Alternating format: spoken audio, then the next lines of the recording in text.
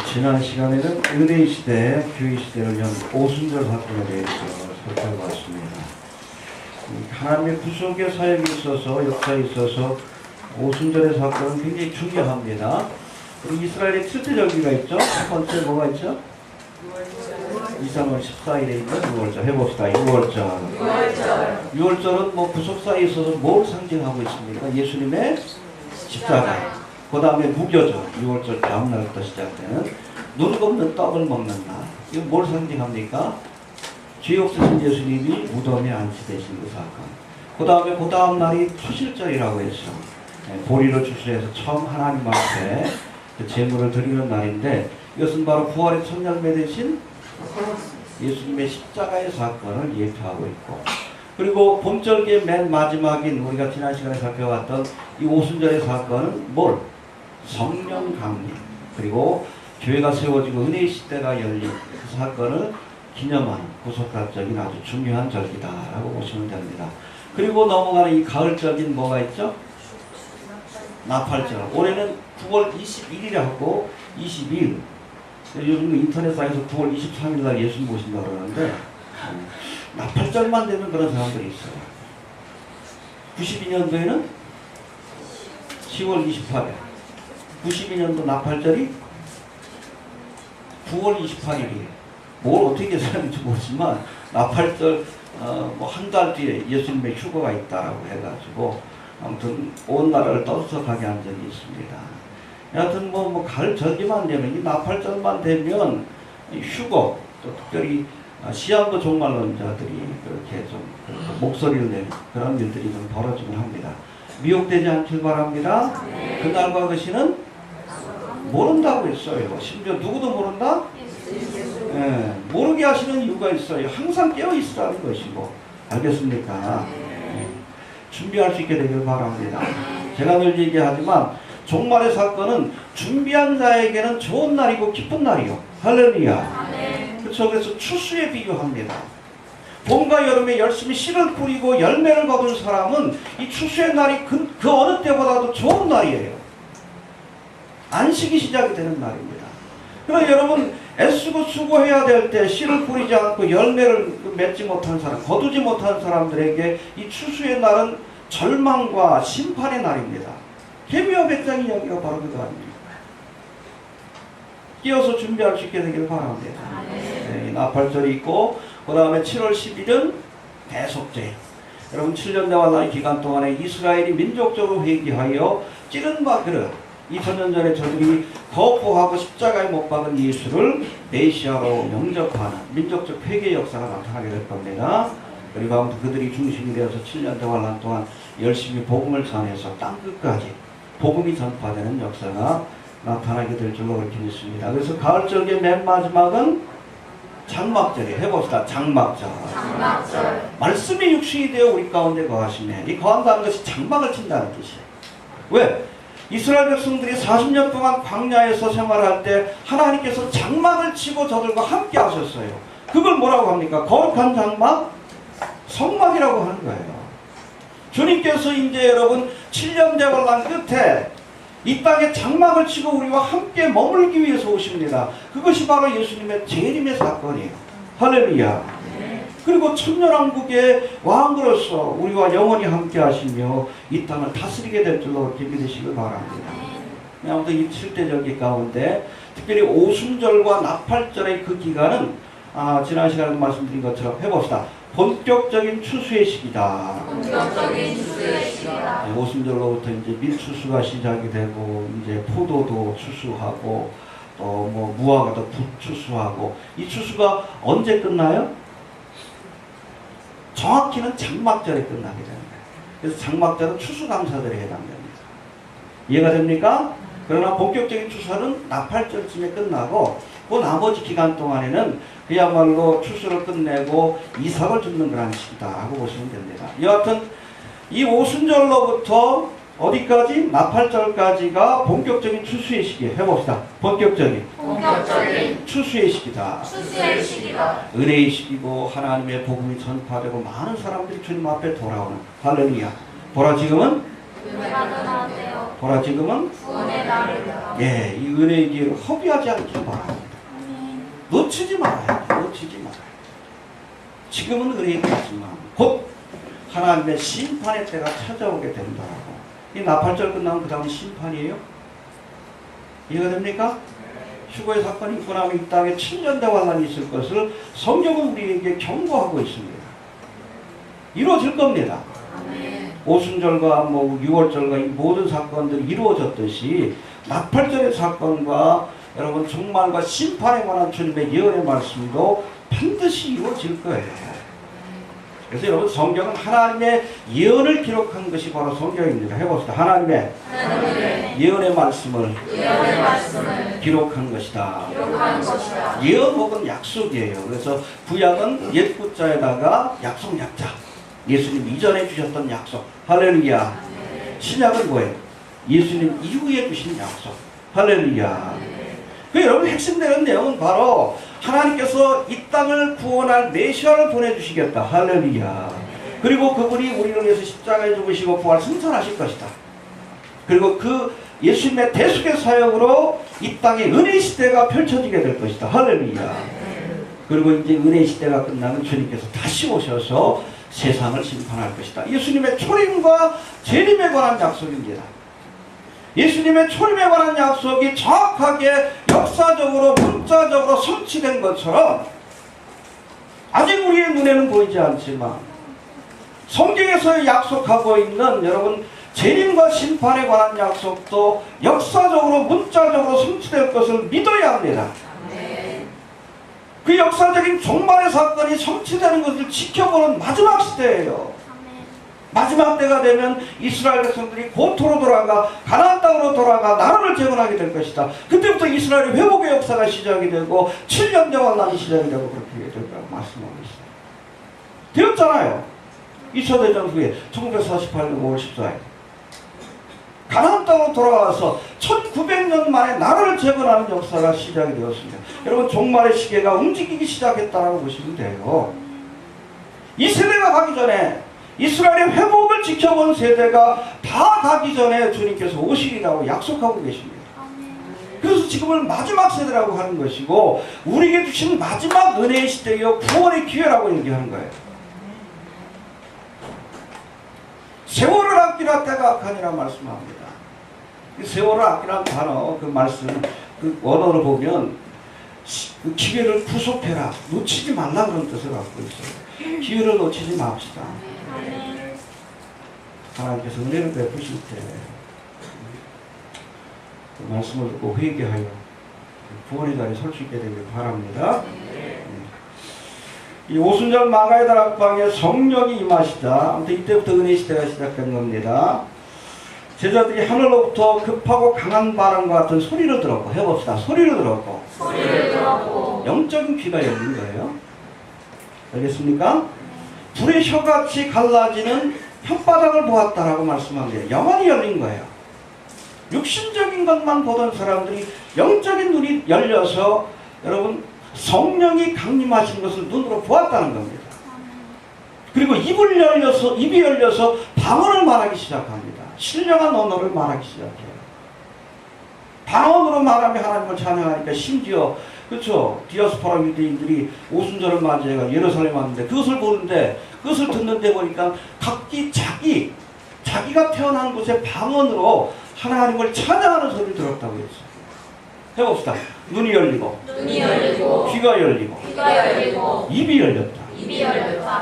성령이 강력하게 임할 때 성령의 세례가 임할 때 이런 놀라움 아무튼 이 사건을 통해서 제자들이 성령의 사랑으로 거듭나게 되는 놀라운 역사가 나타났다고 말씀하고 있습니다. 할렐루야. 우리가 물론 예수를 믿는 순간 성령께서 우리와 함께 하십니다. 그러나 그렇다 할지라도 성령 충만의 은혜를 또 구해야 돼요. 이미 베드로나 12 제자들 그 배신분들이 구원받은 사람이지만 그러나 여러분 내가 구원받았다라고 하나님의 사역을 감당할 수 있는 게 아니에요. 성령의 능력을 받아야 합니다. 오직 성령이 너희에게 임하시면 너희가 권능받고 증인되리라. 사명을 감당하기 위해서도 성령의 권능을 받아야 돼요. 성령 충만을 구하시길 바랍니다. 알겠습니까? 아무튼 이렇게 눈이 열리고 귀가 열리고 입이 열려서 하나님을 찬양하기 시작합니다. 그리고 때마침 명절을 맞아 예루살렘을 찾아온 디아스포라 유대인들이 이 모습을 보고 하나님께 영광을 돌리게 되었다라고 말씀하고 있습니다. 할렐루야. 여튼 이 모습을 본 이 디아스포라 유대인들이 어떤 이들은 하나님께 영광을 돌리지만 어떤 사람들은 의아해하고 또 어떤 사람들은 조롱하기도 합니다. 야, 이 사람들 술 취했다. 술 취해가지고 헛소리 한다. 이상한 소리 한다라고 그렇게 조롱을 하자. 사도 베드로가 일어나서 저들에게 이 사건, 이 오순절 사건이 주는 성경적 의미, 야, 이것은 열세의 예언이 성취가 된 것이다라고 해석하고 또 복음을 증거하고, 할렐루야. 하루 만에 그 복음의 소식을 들은 사람들이 몇 명? 3,000명이 회개하는 역사가 나타났다라고 성경은 증거하고 있어요. 할렐루야. 네. 은혜의 시대, 교회의 시대가 열리게 된 겁니다. 할렐루야. 네. 아무튼 이 초대교회에 관해서 오순절 성령 강림 사건을 통해서 뭐가 세워져요? 교회가 세워지는 거예요. 그래서 여러분 오순절 성령 강림 사건을 계기로 해서 무슨 시대가 열렸습니까? 교회 시대가 열린 겁니다. 지금까지는 여러분 하나님의 구속의 사역이 어디를 중심으로, 누구를 중심으로 펼쳐지게 됩니까? 이스라엘을 중심으로 해서 펼쳐졌는데 이제 오순절 성령이 강림함으로 이스라엘이 중심이 되었던 구속의 사역이 어디로 옮겨지게 됩니까? 교회의 시대로, 교회로 옮겨지게 돼요. 할렐루야. 아무튼 이렇게 은혜의 시대를 연 최초의 교회인 이 초대교회가 세워지게 되는데 예루살렘 교회입니다. 이 초대교회에 대해서 우리가 한번 살펴보도록 합니다. 여러분 이 초대교회는 많은 신학자들이 역사 속에서 등장했던 모든 교회들 가운데 가장 이상적인 교회라고 그렇게 평가를 해봅시다. 가장 이상적인 교회다. 이상적인 교회다. 우리 주는 교회도 초대교회 같은 교회가 되길 바랍니다. 알겠습니까? 어떤 면에서 이 초대교회가 이상적인 교회고 어떤 특징을 갖고 있는 교회인지 우리가 하나씩 좀 살펴보면서 여하튼 우리 주는 교회가 이 초대교회 같은 교회가 될 수 있도록 기도하고 또 새로운 비전을 품는 시간이 좀 될 수 있길 바랍니다. 첫 번째, 이 초대교회는 앞서도 말씀드렸지만 오순절 성령이 강림하심으로 세워졌습니다. 해봅시다. 성령이 강림함으로 세워졌다. 사도행전 1장 8절 한번 보고 나갑시다. 8절, 1장 8절. 시작.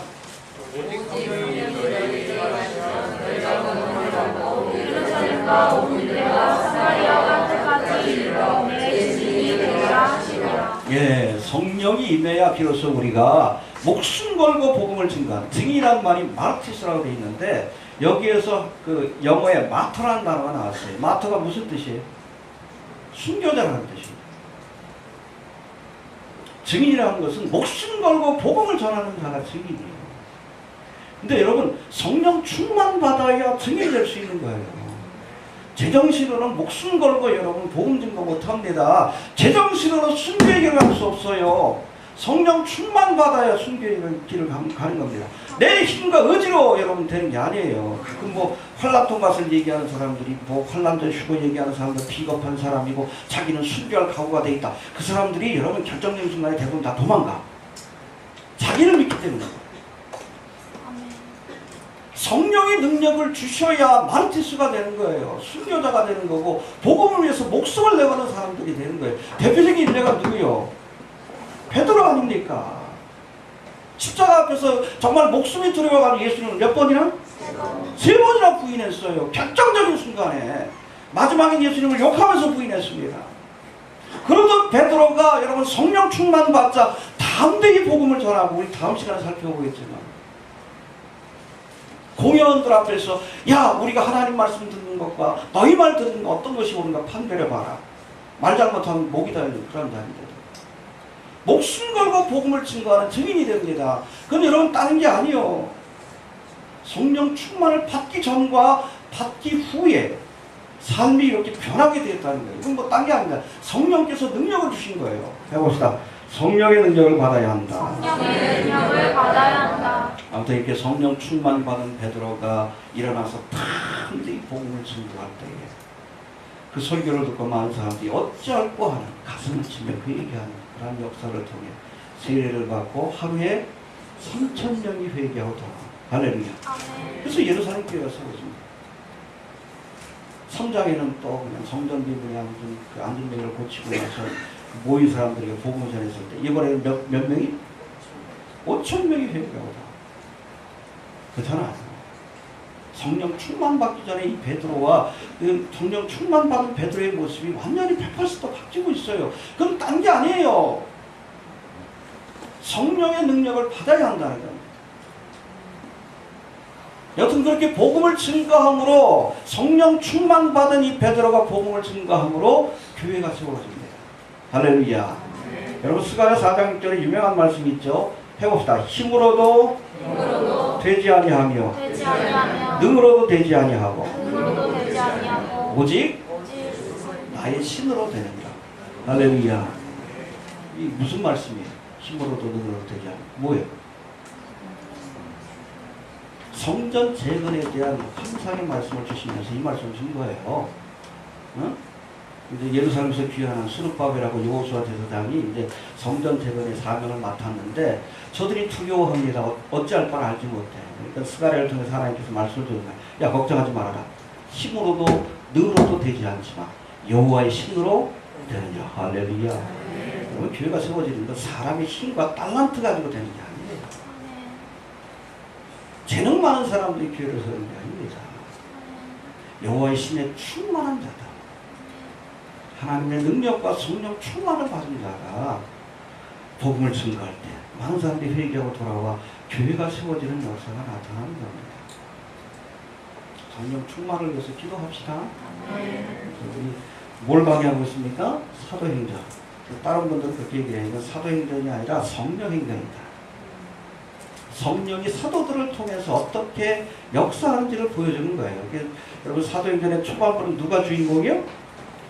베드로 사도. 후반에는 바울이죠. 사실은 그 내면의 주인공은 성령님이십니다.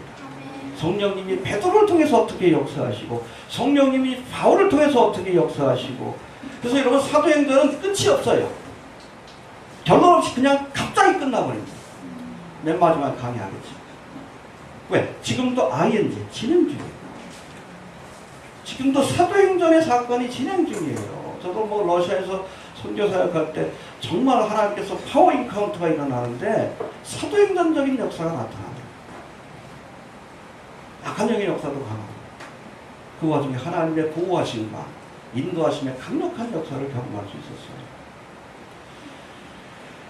아무튼 우리 조른교회 사도행전적인 역사가 나타나길 바랍니다.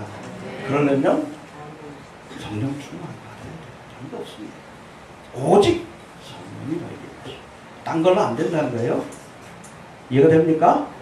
성경 공부 많이 한다고 되는 거 아니요? 사도 바울처럼, 사도 베드로처럼 3년 동안이나 예수님한테 훈련 받았는데도 안 됐어.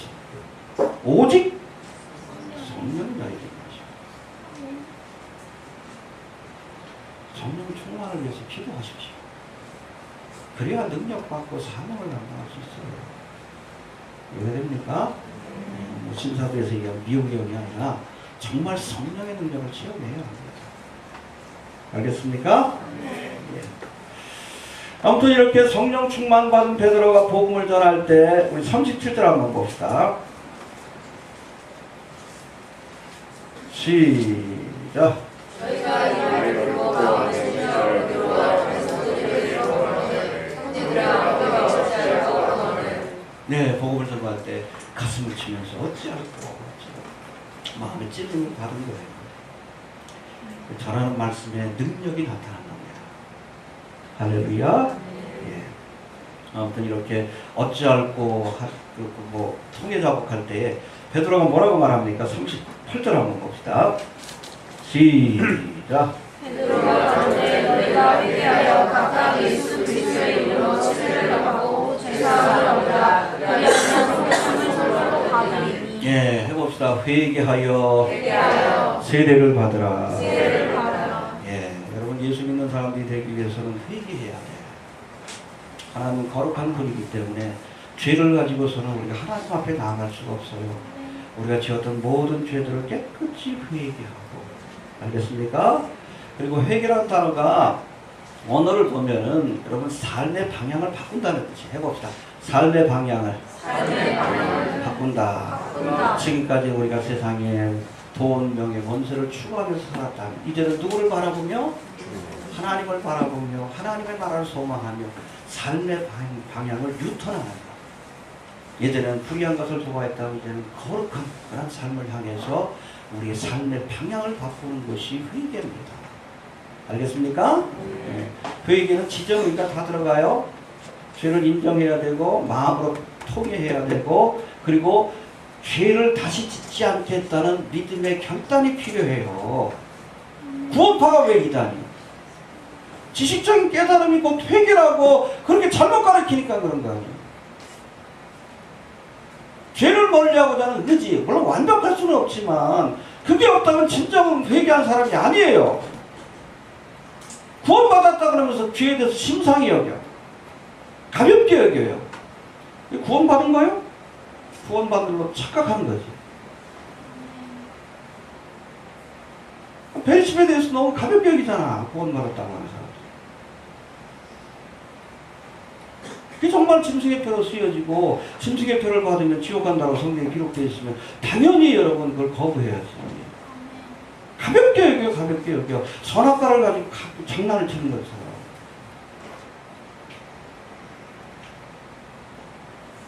회개해야 합니다. 회개하십시오. 그래야 여러분 구원받습니다. 이거 복음서가 있잖아요. 주님 뜻대로. 주님 뜻대로 살기로 했네. 주님 뜻대로 살기로 했네. 주님 뜻대로 살기로 했네. 뒤돌아서지 않겠네. 그게 회개예요. 이해가 되시죠? 삶의 방향을 완전히 바꾸는 거예요. 인생을 바꾸는 겁니다. 쉽지 않아요. 구원받는 사람들이 많지 않은 거예요. 교회에 나와 있어도. 그렇죠. 처치면은 많은데 진정으로 회개한 사람이 많지 않은 거예요. 교회를 다니면서도 아직도 세상에 돈, 명예, 권세에 매일 서 있어요. 이런 회개한 사람 아니요. 처치면이요. 그냥 교회 다니는 사람이.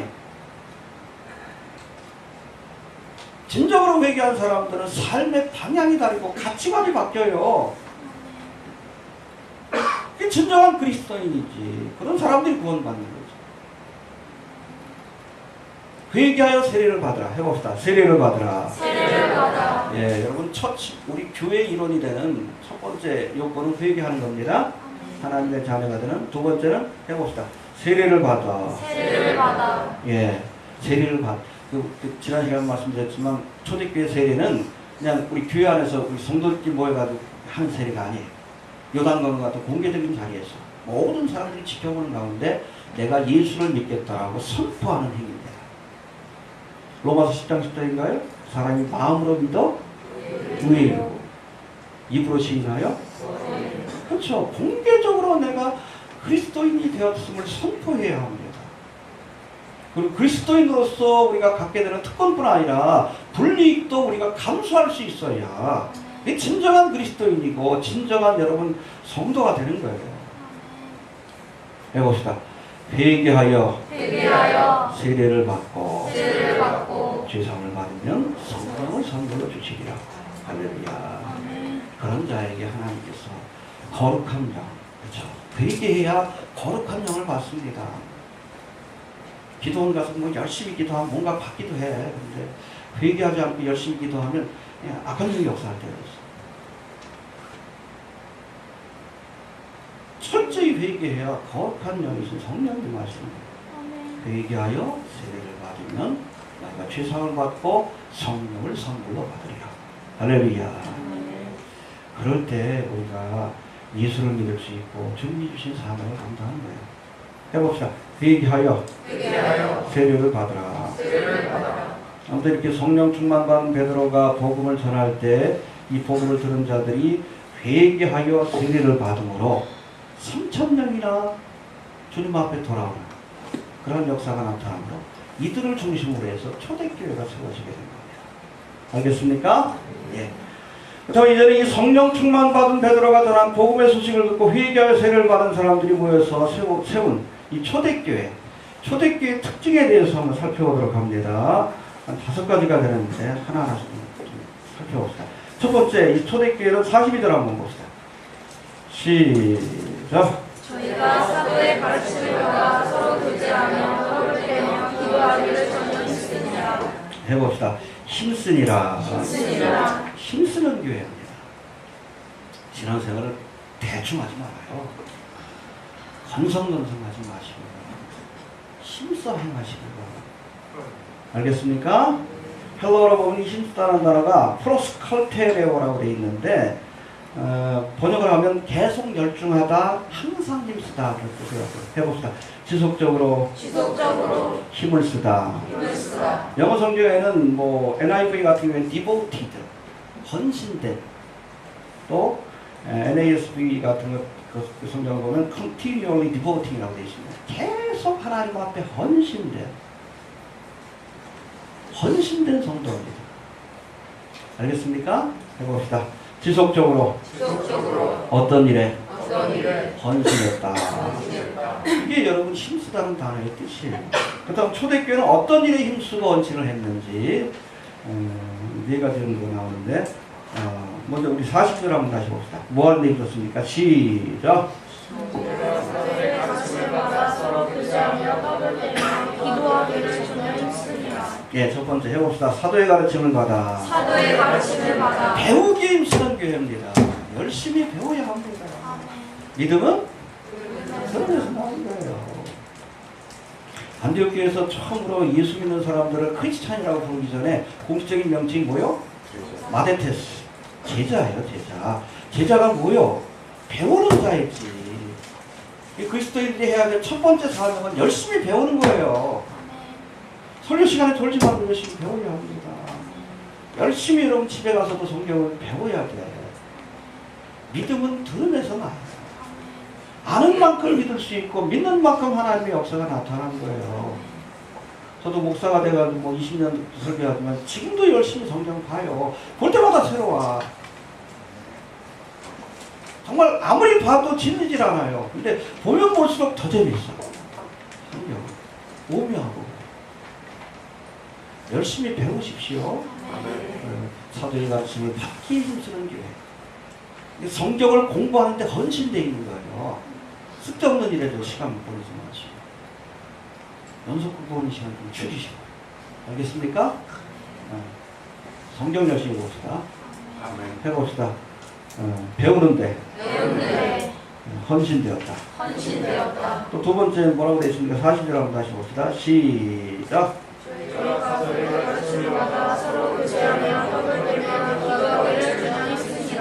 예, 두 번째는 교제하기 힘쓰는 교회였습니다. 해봅시다. 교제에 힘쓰는 교회. 이 교제라는 단어 헬라 우리가 잘 알죠? 뭐예요? 코이노니아. 들어보셨죠? 한 번씩.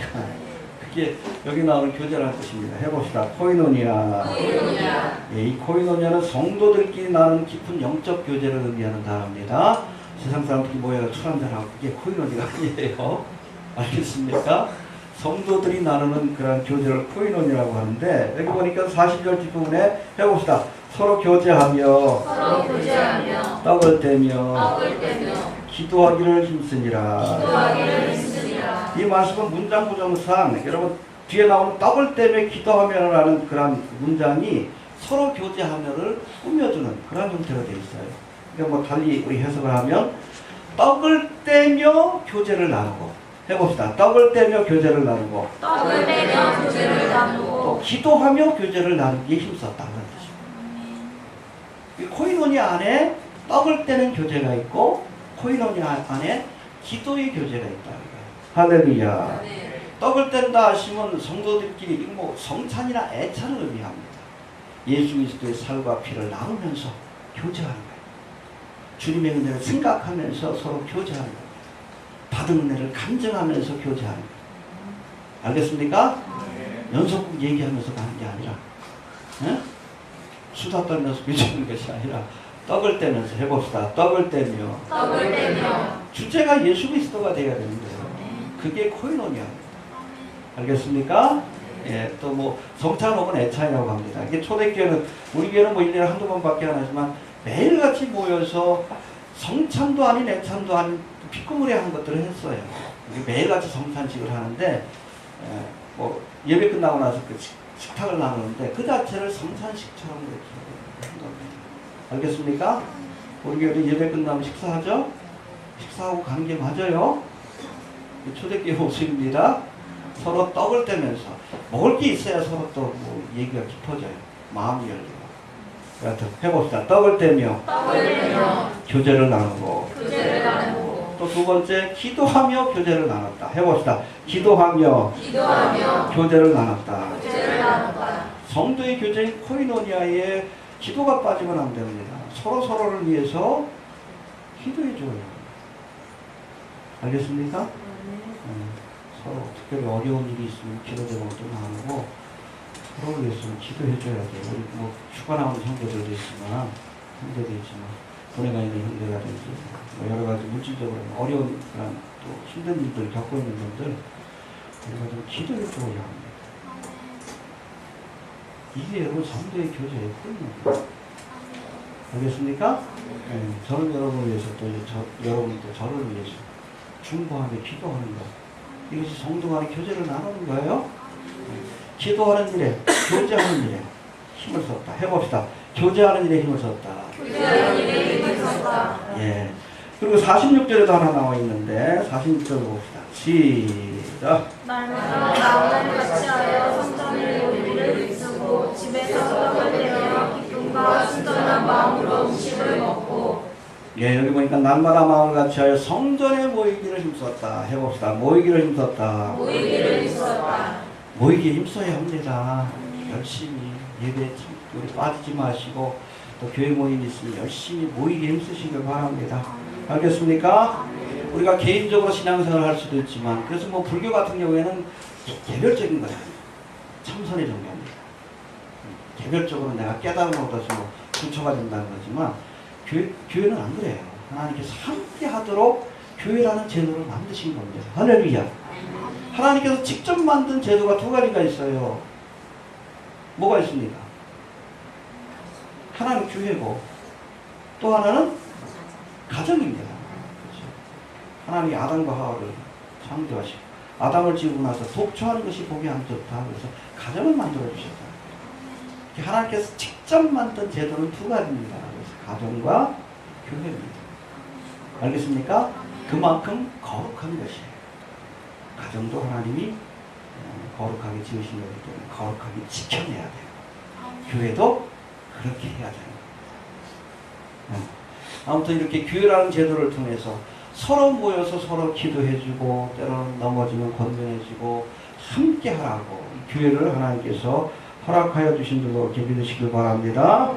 전도서 4장 10절에 보니까 둘이 길을 가다가 혹시 한 사람이 넘어지면 옆에 사람이 일으켜 세워줄 수 있지만 홀로 길을 가다가 넘어지면 일으켜 세워줄 사람이 없다 그런 말씀이 있어요. 함께 해야 된다는 겁니다. 할렐루야? 네, 그렇죠. 내가 믿음이 강한 것 같아도 안 그래요. 나도 넘어지고 시험에 빠질 때가 있어. 근데 나를 위해서 기도해 주시고 건면해 주시고 또 다른 분이 또 어려움을 겪으면 우리가 그를 위해서 기도해주고 건면해주고 서로가 세워주라고 하나님께서 교회라는 제도를 허락하신 겁니다. 알겠습니까? 네. 선교여행을 하던 D.L. 무디에게 한 성도가 찾아와서 질문을 했습니다. 바로 그런 질문을 했어. 아니 왜 혼자 신앙생활 할 수도 있는데 왜 구태여 그냥 우리가 교회 갈 필요가 있냐고. 근데 무디가 뭐라고 했냐 말로 하지 않고 그때 마침 그 모닥불이 있었다고 합니다. 그 모닥불 나무들이 이렇게 불타고 있는데 그 나무들을 하나하나씩 흩어놨어요. 어떻게 돼? 꺼지지. 우리 믿음이 그렇다는 거예요. 아무리 뜨거운 믿음을 갖고 있는 사람이라 할지라도 홀로 있을 때는 믿음의 불이 꺼지기가 쉽다는 거예요. 함께 할 때 더 큰 불을 만들어낼 수 있는 겁니다. 모이기 힘씁시다. 아멘. 알겠습니까? 아멘. 이 교회라는 모임을 통해서. 그래서 우리가 그리스도에 신부할 때 여러분들 한 사람 한 사람이 신부가 아니에요. 여러분 한 사람 한 사람이 신부면 예수님이 여러 사람하고 결혼해야 되잖아요. 교회가 신부입니다. 우리는 교회의 구성원이에요. 이해가 됩니까? 네, 그리스도의 신부는 교회예요. 교회가 신부. 알겠습니까? 네. 모이김 씁시다. 해봅시다. 모이김 쓰자. 모이게 쓰자. 히브리서 10장 25절에서도 모이기를 피하는 어떤 사람들의 습관과 같이 하지 말고 오직 권하여 그날이 가까움을 볼수록 더욱 그리하자. 할렐루야. 주의 오심이 임박했습니다. 다 모여서 서로 격려하고 시험 들을 일들이 많잖아. 서로 우리가 교제도 나누고 그러면서 이렇게 세워주고 더 모이게 힘써야 합니다. 알겠습니까? 해봅시다. 모이게 쓰자. 모이게 쓰자. 예. 아무튼 이렇게 초대교회는 힘쓰는 교회였습니다. 해봅시다. 힘쓰는 교회. 쓰는 교회. 배우기 힘쓰고 교제 힘쓰고 모이기 힘쓰는 교회였고, 두 번째는 하나님의 역사가 나타난 교회라고 오늘 성경은 증거합니다. 43절 한번 봅시다. 시작. 사도가 두려워하는데 사도들로 인하여 기사와 표적이 많이 나타나니. 예. 하나님의 살아계시는 역사가 나타났어요. 그 뒤에도 나오지만 베드로가 한마디 하니까 멀쩡한 사람이 죽기도 하고 죽은 사람이 살아나기도 하고 하나님이 함께 하시는 표적을 나타났어요. 그죠? 복음을 전할 때 3,000명이 어찌할까 하는 회개 역사, 이건 여러분 능력이고 표적입니다. 교회에 하나님의 역사가 나타나야 돼요. 귀신이 쫓기는, 병든 자가 일어나고, 복음이 넘터질 때 어찌할까 하는 회개 역사가 나타나야 합니다. 알겠습니까? 우리 주는 교회 하나님의 역사가 나타나기 바랍니다. 그러나 우리가 성령 충만받아요. 능력 받아야 어둠의 세력들을 물리치고 하나님의 역사를 보여주는 거예요. 알겠습니까? 네. 여러분, 교회는 두려움의 대상이 돼야 돼. 지금은 교회가 조롱의 대상이 돼요.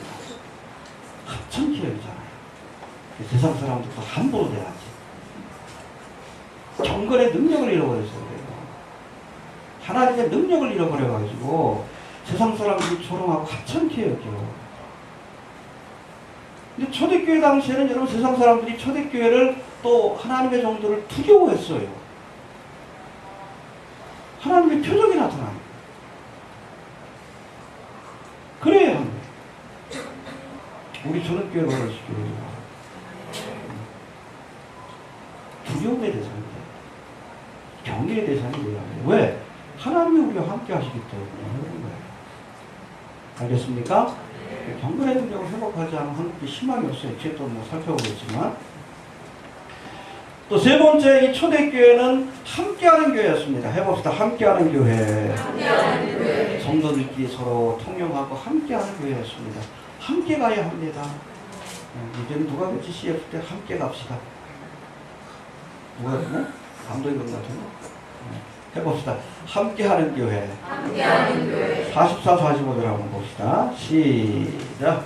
인사들이 함께 있어 모든 물건을 서로 통용하고 또 제사와 수요를 따라 각 사람의 필요를 따라 나눠주고. 네, 아무튼 있는 재산 다 팔아가지고 함께 서로 물건을 나누고 통용하는. 그래서 여러분 이데올로기에 과민한 반응을 보이는 분들이 계시지만 사실은 이 초대교회는 물건을 서로 통용하고 함께 나누는 최초의 공산주의 사회입니다. 이게 공산주의 아니야? 다 같이 나눴어요. 공산주의 사회예요. 공산주의 사회. 지금의 공산주의 국가들처럼 무신론적이고 하나님을 부인합니다. 또 강제적인 공산주의 사회가 아니라 강제로 땅을 빼앗아 나눠주는 그런 공산주의 사회가 아니라 하나님을 믿는 믿음으로 자발적으로 재산을 팔아서 함께 나누었던 무신론적이고 자발적인 공산주의 사회가 초대교회예요. 이해가 되십니까? 공산주의 사회예요. 빨갱이 그러는 사람들, 예수님한테 빨갱이 그러는 거예요. 완벽한 복지가 실천된 사랑의 공동체가 바로 초대교회입니다. 부자도 없었지만 가난한 사람도 없는 거예요. 지금의 공산주의 사회는 다 가난하니까 문제예요. 장관부들은 부자예요. 그래서 이 초대교회 같은 모습으로 우리가 돌아갈 수는 없지만 교회는 어려운 이웃과 성도들을 돕는 일에 앞장을 서야 합니다. 알겠습니까? 쓸데없이 그냥 건물 짓고 그런데 돈 쓰지 말고 쓸데없는 일에 그냥 건축하느냐고 그냥 돈 다 쓰니까 선교비도 내지 못하고 구제비도 내지 못하고 저희 교회 예산에 제가 보기엔 한 40% 정도가 선교비하고 구제비일 거예요. 못 되나? 더 많아져야 합니다. 이게 맞는 거예요. 알겠습니까? 예. 해봅시다. 함께 해야 한다. 함께 해야 한다. 예. 요한일서 4장 20절에도 보는 바 그 형제를 사랑치 아니하는 자가 보지 못하는 하나님을 사랑할 수 없다라고 말씀하고 있습니다. 옆에 있는 형제 자매가 나와 함께 하나님의 나라를 유업으로 받을 그런 형제 자매로 알고 어려울 때 함께하는 모습을 보여야 합니다. 개인적으로 좀 어려우시면 얘기하셔요. 저한테만. 알겠습니까? 재정 보고할 때 제가 구체적인 것은 보고 안 합니다. 구제비 나간 것, 성결이 나간 거는. 알겠습니까? 교회가 함께 해야 합니다. 해봅시다. 함께 해야 한다. 함께 해야 한다. 또 네 번째, 이 초대교회 특징 47절에 나와 있습니다. 시작! 하나님을 찬미하며 백성에게 칭송을 받으니 주께서 거룩하는 사람을 날마다 하게 하시니라. 해봅시다. 날마다 날마다 하나님을 찬미하며. 하나님을 찬미하며. 여러분, 교회가 해야 될 1차적인 사명은 선교도 아니에요. 사실은 하나님께 영광을 돌리고 찬양하는 겁니다. 할렐루야. 천국에는 기도가 없다고 그랬어요? 왜 기도가 없어요? 다 필요한 게 다 채워졌는데 뭐 특별히 기도할 게 없어. 설교도 없습니다. 제가 예수님 앞에서 무슨 설교를 하고 있어. 말씀 대신 예수님이 우리와 계시는데 저는 직업을 잃어버립니다. 뭐만 있어요? 찬양. 이게 성가대가 좋은 거예요. 기도와 설교와 찬양 중에 그 중에 제일은 찬양이니라. 영원토록 우리가 하나님의 나라에 가서는 찬양과 영광만 돌려드리는 거예요. 할렐루야. 아무튼 그렇습니다. 아무튼 신앙의 완성은 찬양이에요. 다윗이 가장 많이 하는 일이 찬양한 거 아니에요. 시편에도 찬양들이 나와요. 힘들 때나 어려울 때나 또 기쁠 때나 감사할 때나 하나님 앞에 찬양으로 영광 돌릴 수 있는 또 그런 기회가 될 수 있길 바랍니다. 마지막으로 아주 중요한데 47절 한번 다시 봅시다. 초대교회의 특징 시작. 하나님을 찬미하며 또 백성에게 칭송을 받으니 주께서 구원받는 사람을 날마다 거하게 하시니라. 해봅시다. 칭송받는 교회. 칭송받는 교회. 세상 사람들에게 칭찬받는 교회. 한국 교회하고 많이 비교가 되죠? 사도들로 인하여 기사와 표적이 일어나고 물건을 서로 통용하며 각 사람의 필요를 따라 나눠주는 그 사랑의 모습. 날마다 모여 하나님을 찬양하고 성도들끼리 아름다운 규제를 나누는 모습을 보면서 예수를 믿지 않는 사람들도 부러워하고 찬양하는 교회, 칭송하는 교회가 되었다는 거예요. 그게 자연스럽게 전도가 된 거예요. 이해가 됩니까? 네.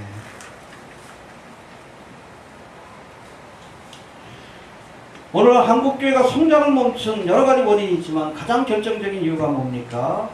한국교회가 칭송이 아니라 비난받을 만한 일들을 너무나 많이 해왔기 때문에 그래요. 그렇죠? 언론을 통해서 보여지는 부정적인 모습도 어느 목사가 자식한테 물려줬다 교회에서 월급이 한 달에 한 1억이 넘어가는데 뭐 어떻게 딴 사람 주겠어? 자식한테 주지. 유명하다는 목사. 비자금이 1,000원이라고. 어떤 분이 댓글 남겼더라고. 저희 목사님이 퇴직금 60억이나 받았다고. 제 말이 필요하고. 너무 놀라지 말라. 그래 어떻게 전도가 돼? 이번에 무슨 대장 누구 공감병 갑질. 그 대장이 장로고 그 부인이 권사요. 응? 장로 권사가 그렇게 전으로 애들 싸대기를 때리고 그런 거예요. 자식 같아서 그랬다고 어떡할 거예요, 그거. 전도 되겠어요? 그냥 뭐 CTS인가에 감정하는 장면이 나와. 박상규 대장이가. 그 다니는 교회 목사는 또 그냥 그럴 수도 있다라고. 개도 공감병으로 있는 개가 더 편하다고. 엉뚱한 설교해가지고 욕 들어먹고. 그 전도가 되었어요.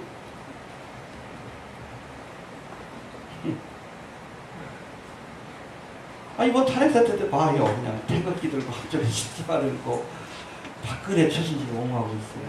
이거 어떻게 돼? 어떻게 전도가 돼요?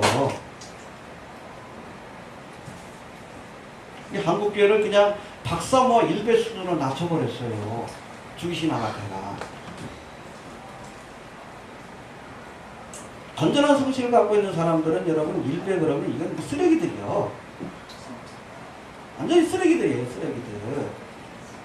맨 일배 글만 갖다 퍼나는 이거 어떡할 거예요?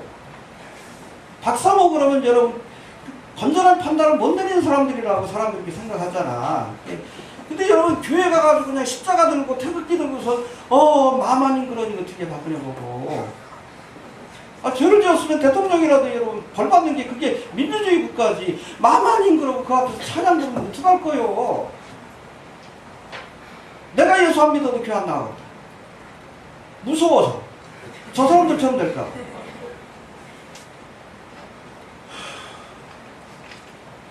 여러분 세상적으로 보면 한국교회가 이미지 마케팅에 실패한 겁니다.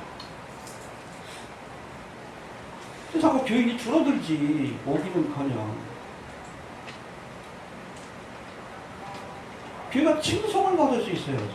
거룩한 모습, 하나님의 은혜와 사랑을 나누는 모습, 본이 되는 모습을 통해 칭찬을 받아야지. 그러면 전도 안 해도 자연스럽게 와요. 여러분 천주교회가 좀 얍삽하긴 하지만 70년대 80년대부터 사실은 여러분 천주교회가 일제시대 때 일제한테 부역했거든요. 나쁜 놈들이에요. 근데 여러분 민주화 운동할 때 아무튼 얍삽하게 어찌됐든 사람들의 마음속에 좀 어떻게 보면 호감을 가는 그런 일들을 많이 했어요. 이번에 5.18에 관한 그런 영화도 나왔지만 거기 신부 나오잖아. 영화장. 이미지업을 시켰어. 가만히 있어도 사람들 옵니다. 전도 안 하잖아, 천주교에서. 요즘 여러분 큰 회사 같은 경우에 무슨 제품을 선전하는 게 아니에요.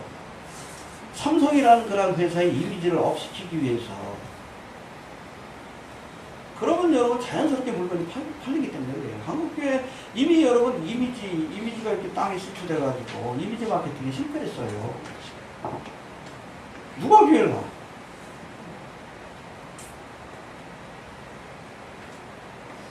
저 사람들 처음 될 것 같아요. 어떻게 나오겠어? 사탄의 앞잡이 노릇 했다는 거예요. 좀 죽이신 아가페가. 이 마귀의 정도로 참가해요. 그렇게 이미지가 나빠지면 여러분 적그리스도의 세력들이 요걸 계기로 해가지고 차별금지법을 통과시키고 동성애 교회가 얘기를 못하지. 목사들 세금 매긴다고 돈이 중요한 게 아니에요. 세무조사 나와가지고 간섭하겠다는 건데 끽소리 못하냐. 끽소리. 지은 죄가 있으니까. 마귀 종노릇 하는 거지. 뭐하는 짓이야. 교회는 칭송을 받아야 합니다. 교회가 교회다우면 칭송을 받아요. 소금이 소금 역할을 하고 빛의 역할을 하면 당연히 사람들에게 두려움의 대상이 되고 칭송의 대상이 되는 거예요. 그러면 여러분 일본 가서 열심히 전도 안 해도 사람들 구름대같이 몰려듭니다. 교회 안에.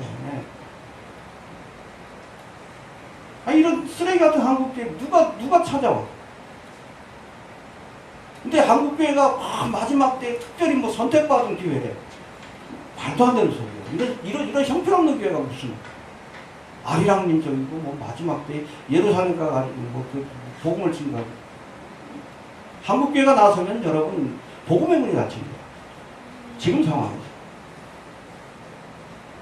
가만히 있는 것이 하나님의 일하는. 칭송받는 교회가 되어야 합니다. 알겠습니까? 근본적인 문제가 뭔지 알잖아. 초대교회로 보니까. 왜 이상적인 교회라고 하는 거야? 두려움의 대상이 되고 칭송의 대상이 되는 거예요. 교회를 나가지 않지만 하나님의 종들을 두려워해요. 세상 사람들. 왜? 저들의 말에 권세가 있고 저들의 기도에 하나님의 능력과 역사가 나타나요. 교회를 칭찬해요. 내가 교회를 많이 가죠. 어려운 일들을 구제하는 일이 있으고 서로 아름다운 교제를 나누고 세상 사람들은 술 먹고서 이상한 짓 하고 그러는 거예요. 교회는 안 그래요. 나도 예수 믿고 싶다. 그런 마음이 드는 거예요. 날마다 모이는 우리들 되었어. 가고 싶은 교회가 돼야지. 나도 태극기를 이상한 짓 할까봐 교회 온다 하겠다 그래서 안 하시는 거예요. 실제로 그렇고 한국교회예요. 정서롭습니다. 솔직히.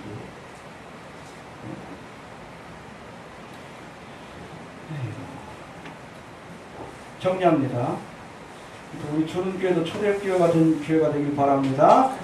열심히 배우고 교제하고 모이기에 힘쓰는 할렐루야. 말씀을 배우는데 헌신해야 되고 교제하고 또 모이는 일에 헌신해야 하고 또 찬양과 하나님의 역사가 끊이지 않는 교회. 할렐루야. 어려운 이웃과 형제를 돕는 교회가 되길 바랍니다. 이처럼 거룩하고 은혜롭고 본이 되는 모습을 통해 사람들에게 칭송을 받으며 이로 인해 날마다 구원받는 무리들이 더해지는 초대교회 같은 역사가 우리 주님교회 안에서 이렇게 나타나길 바랍니다. 알겠습니까? 알았으니까 늘 이런 교회가 되도록 기도하십시오. 이런 교회 다 펼쳐놓고 우리 주님교회가 딴 거 없어 이렇게만 되면 돼. 저도 더 이상은 안 바랍니다. 이 정도만 되면 돼. 그렇게 되길 바랍니다. 한번 설정 3,000명, 5,000명. 이런 교회는 되고. 알겠습니까? 우리 다 같이 한번 기도합니다. 하나님 은혜를 감사합니다. 오늘도 사도행전의 말씀을 통해